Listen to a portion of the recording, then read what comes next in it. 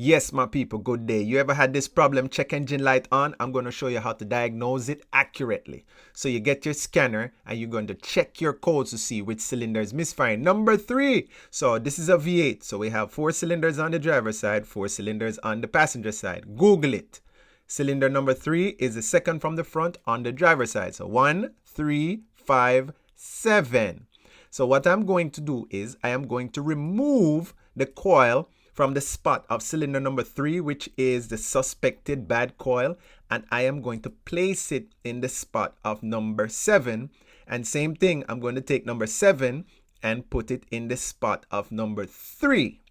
Now, after I do that, and I plug everything back in, I erase the codes, then I'm going to start the car back up and I'm going to power brake it. Power braking is I put the vehicle in gear, put my foot on the brake and the gas at the same time. Check engine light pops back on.